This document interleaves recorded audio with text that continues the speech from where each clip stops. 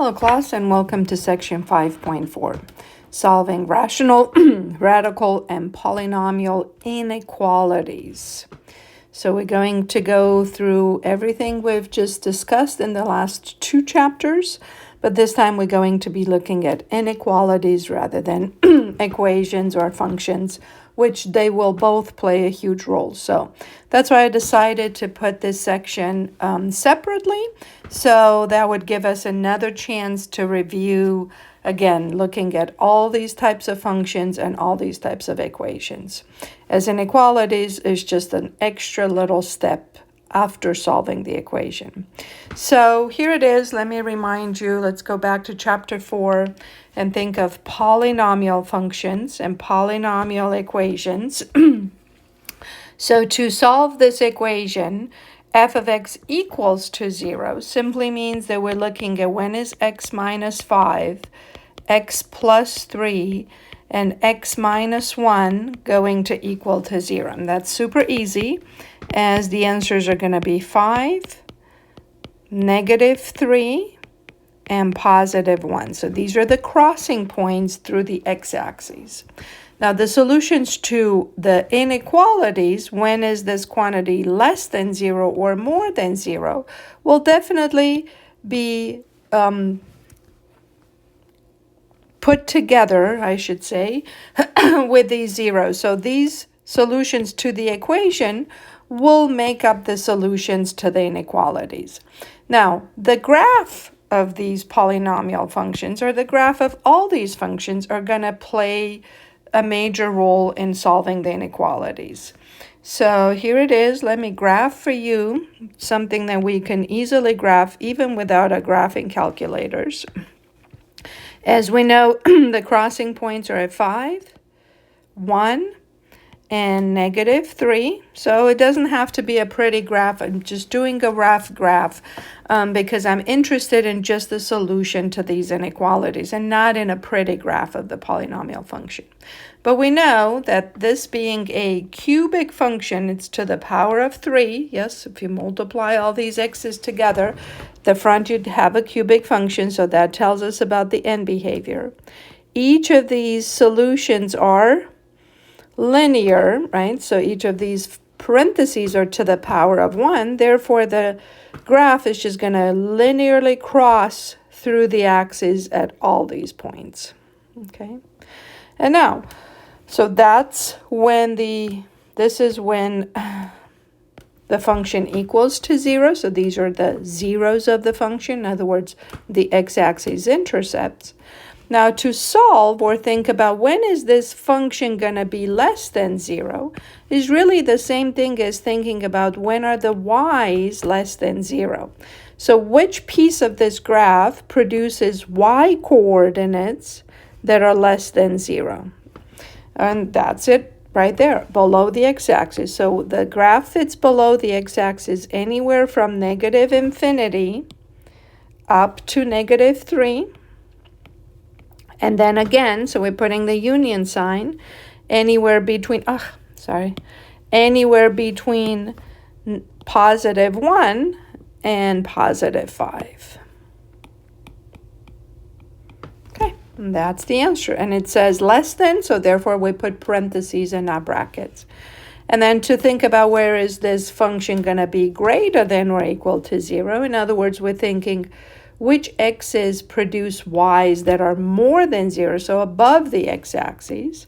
It's going to be this piece of the graph. Okay, so for color coding, here it is. All right, so above the x-axis, it's anything between -3 and +1, and then again from 5 to infinity. So I would also like you to see is that this concludes the whole number line. Yes, the whole domain of the function. The domain of a polynomial function is -infinity to +infinity. So between these values, -infinity to +infinity, the x values are going to produce some y coordinates. Those y coordinates could be either negative or positive or 0, right, which is neither positive nor negative. So we took care of every single choice between negative infinity to positive infinity with it. Okay, so let's try this again. I'm going to go to this graph here. I'm going to graph this polynomial function. It's all about the graph. And as I said, since we have these nice factors and we know how to weave a polynomial function through it, we don't really need a graphing calculator. You can put in a graphing calculator, but you don't have to. So the solutions to when this equals to 0, which is not really what we are looking for, but the solutions to the equation are the ones that are going to play the role in our solutions to the inequality. X equals to 5 and x equals to negative 1/2. So here are my crossing points, again, not necessarily to scale. Okay. And again, think about the end behavior and how the graph is going to go through the axes. So x squared times 2x times x, that's going to be an x to the 4th at the front, right? So it's a 4th degree polynomial function, or 2x to the 4th, I should say. All right, at -2, the graph comes and crosses through. At 3, it crosses 2 again.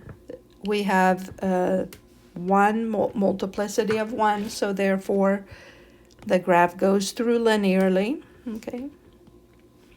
And then at 5, the graph is going to come and bounce off. And then keep going. Okay. So now let's look at the sign of this inequality. We want to know when is this function going to be less than 0. So less than 0 means below the x-axis, yes? Exactly below the x-axis. So I see the only thing that fits this description are values between negative 1/2 and positive 3.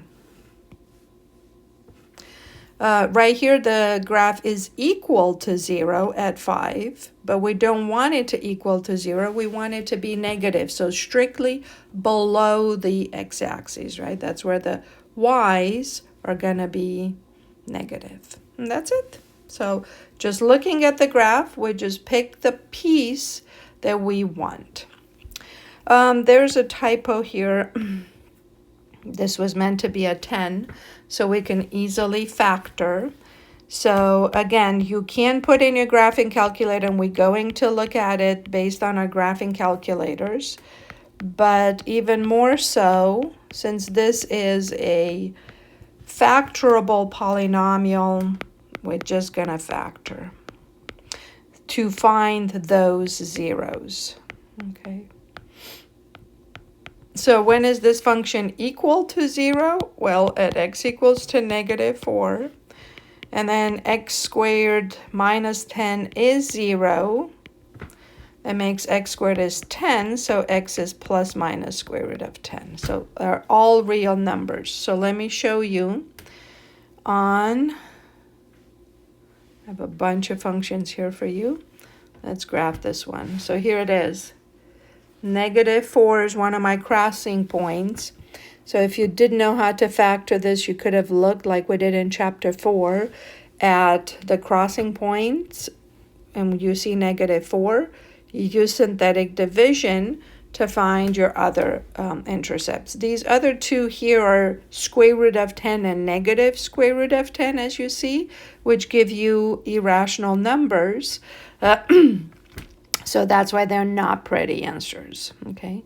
Now, the question is, again, when is this quantity going to be greater than or equal to 0? So let me graph this function for you really quick. Again, and we know it's crossing at -4, negative square root of 10, and positive square root of 10, as we've seen it from the graph. We know it's a cubic function, so that's how a cubic function weaves through. And then again, we want the solution of when is this cubic function greater than or equal to 0. And so the answer for that would be between -4 and negative square root of 10. And then again from positive square root of 10 to infinity. I know I squished myself a bit too much in here, but here are the answers. Okay. And again, it's what we see off the graph. When is this graph above the x-axis? Right here. These are all positive y's, as you see from the screen. And then where else are the y's positive? Starting with this number on, right? All the y coordinates are going to be positive past the square root of 10 for x. Now, on the test, I just want to make that clear. On the test, I will ask you to solve the equation and immediately, as part of the same problem, the inequality.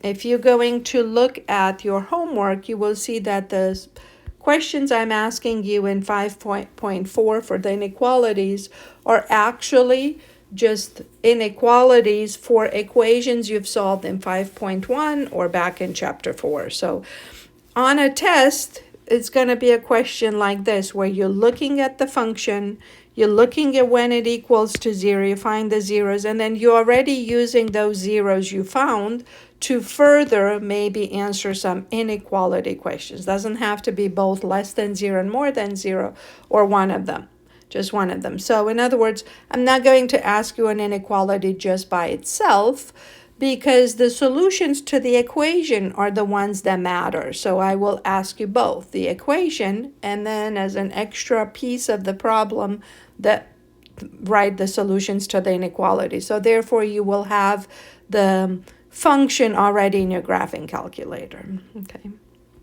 All right, and here's another one that we can easily factor. And you can again use your graphing calculators to look. But it's nice when you factor, because then you already have those exact nice solutions, right? Just by solving the equation and not from looking at the graph. So numbers to multiply to 24 and subtract to be 5 are 8 and 3. So x equals to 8 and x equals to -3 are the two solutions to the equation. We definitely need the graph. And this is just a parabola that's looking up. So for a parabola that looks up, here it is, we want it more than or equal to 0. And it's more than or equal to 0 left of -3 and to the right of 8. Okay, and there's our answer. So it's easy. Again, you looking back at your functions and those graphs, the answers to the inequalities are basically in the answers to the equation, okay? And then you just have to decide which piece is above the x-axis and which piece is below the x-axis. Now, solving some radical inequalities will do the same. They will come together with they will come together with your equations. So as a matter of fact, this is one of your equations from 5.1, but here it is. I mean, if we were to solve the equation on the side, there's something extra to be careful with the radical and the rational equations, and that has to do with their domain, because we know that the domain of a radical function is not everything. So let me show you what happens. When you square both sides, you're going to end up with a 25, yes? Minusing 1 over, that's a 24. So that's the solution to the equation. That means this is going to be part of your answer for the inequality. Now, how am I going to do that? See how these functions were nicely compared to 0, right? More than 0, less than 0. This one's less than 5. So let's look at, here I have them for you. I have the square root function, and then I have the y equals to 5. So of course, the y equals to 5 is the horizontal line, the red one you see here. All the y's are always 5 on this horizontal line. Then the square root function, as this green one looks like a square root function, it's right there. And so we wanted to know when is one below the other. And then for this, you would have to find that intersection point somewhere there. Exactly. I don't know if that's it, but that probably is it. And then it's difficult to find this, especially on a graphing calculator, right? On this nice one, I can squish the graph left and right, so it's easier to maneuver, let's just say. All right. So what would definitely be better for all of these, right? It's nice to compare things to 0 because you're comparing them to the x-axis, what's above the x-axis and what's below the x-axis. That's because the x-axis has y equals to 0 equation. So we are really comparing these functions here to a y equals to 0, right? So therefore, for all these inequalities, to make it easier on the graphing part, when you graph these, you're going to graph, or you're going to move everything to one side, and then you're going to graph this whole function and compare that to 0. So I'm minusing 5 over, of course. Therefore, it's a negative 5. And then it's compared to 0, right? So here it is. I wrote this again in my calculator. The same function, but this time with a minus 5, as you see. So let's graph this one. And now it's just one function to worry about and comparing it to the x-axis.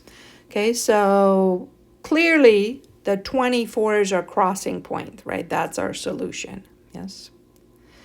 Let me look back. So we're looking at when is it less than 0? Less than 0 again means below the x-axis. So when is this graph below the x-axis? Well, definitely all the way here. But see how it stops? It's not negative infinity up to 4. The reason why it doesn't go all the way to negative infinity is because the domains of radical functions are not all real numbers. So the square root still has to be getting a positive number inside. So as you see, this graph starts here at negative 1. And that's because we need to consider the domain of this function. So the domain is x plus 1 should be greater than or equal to 0.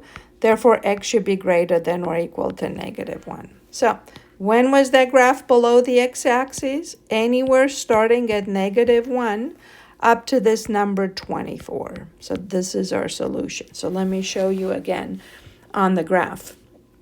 So which x values make this graph be below the x-axis? We're starting right here at negative 1, 0. Yes, it's not quite fixing it, but we know it's going all the way to negative 1. And then up to where? Oops. And up to where do we go? 24. Yes. And then it's crossing above the x-axis. So as I said, once on a test, it will be easier because you'll be looking at both the equations, you'll solve the equation, and then immediately the inequality as well. So now let's put these over. When is the difference between these two quantities? In other words, if you're looking at this as a function, when is that function more than 0? So above the x-axis. So this time I'm giving you a cubic function. And again, I pre-graphed everything for you. Not graphed, but put it in. Here's my next one. So we're looking at when is this graph above the x-axis because it said more than or equal to 0. So we know we're dealing with a cube root function, and that's very much a cube root function. And very well we see the crossing point is at 10.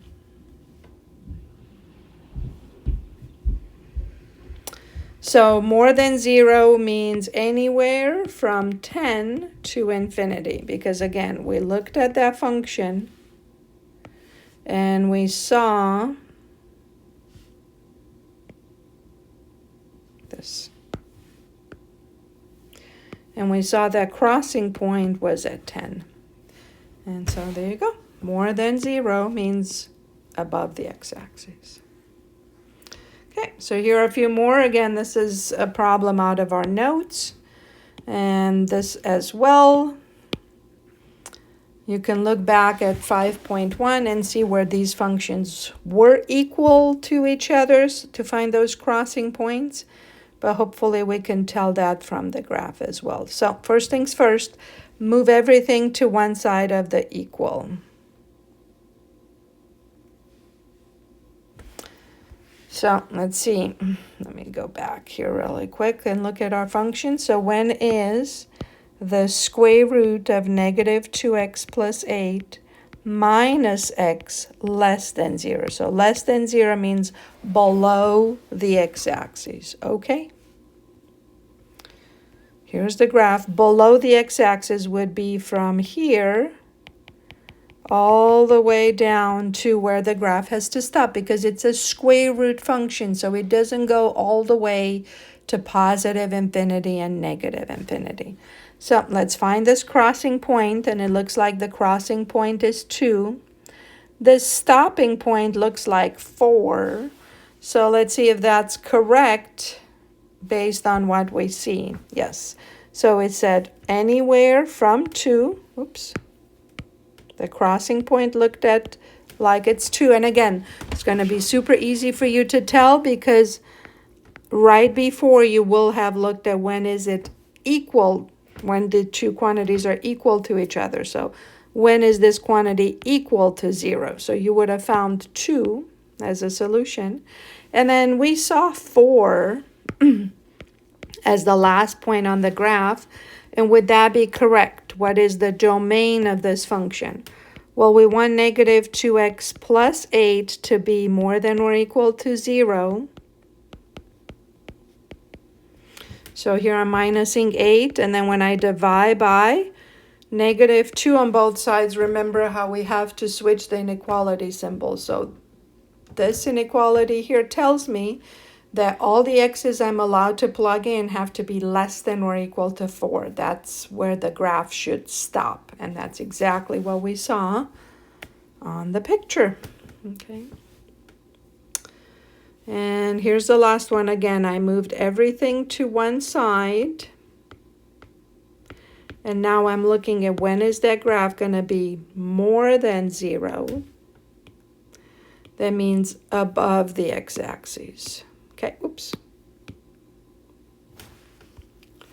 It's a mess.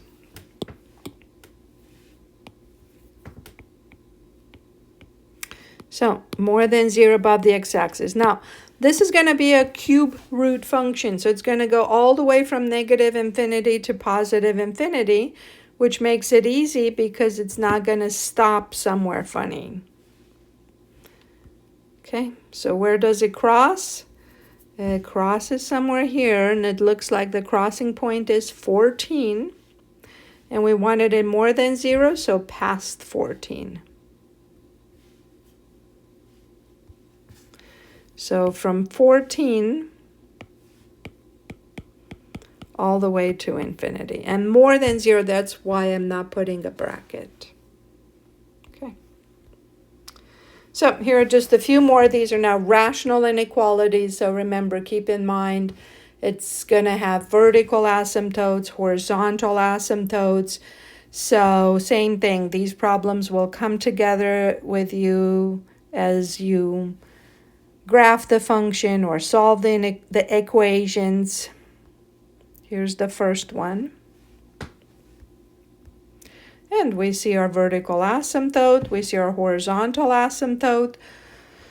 I'm asking you for two inequalities. One that's less than 0. The first one's less than 0. So when is this graph below the x-axis? Well, this piece here on the left is all above, above, above. The only piece that's below would be right here, yes?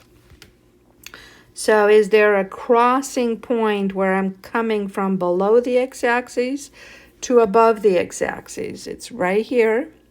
And that point is 0.666, which is 2/3.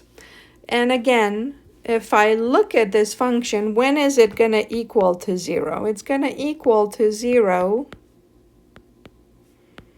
at the 2/3 we saw on the graph. So where did we see that graph being below the x-axis? Anywhere between -1 and 2/3. And why is it -1? Well, let me show you one more time. It's between -1 and that piece. This is the only part that's below the x-axis. And that's because the way the graph stops at -1, jumps over, and then continues on from -1 to the right side. The x equals to -1 is a vertical asymptote to this graph. Okay. Now, the rest of it, -infinity to -1, and then again 2/3 to infinity, is where the graph was above the x-axis. Okay. So here I can even graph it for you so you can see it.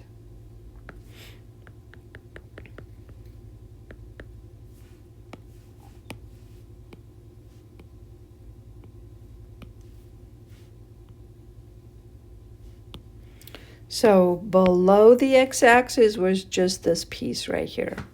The rest of it is above the x-axis. All right, and here are two more. They're gonna get tricky because we don't just have one fraction compared to 0. So it won't be as easy for you to tell the x and the y-axis intercepts. Again, you're not gonna have to deal with it by itself. But let's see if we can make up the answers. Make up the answers just by looking at the graph. Okay. So the first inequality, this function that I'm graphing right here, once I move everything up to one side of the equal, it will say greater than or equal to 0. So which piece is above the x-axis? I clearly see above the x-axis is between these two vertical asymptotes, which looks like they're at -2.5 and -2. And then I'm also thinking, is this graph going to cross somewhere through the axes? Is it going to go above? Yes, it does go above at -5. So there's a crossing point at -5, and it looks like there's no crossing point here to the right. So where is it more than or equal to 0? In other words, above the x-axis. Here, all the way up to -5. And then again, between the two vertical asymptotes, right? So between -2.5 and -2. So again, what I had in my calculator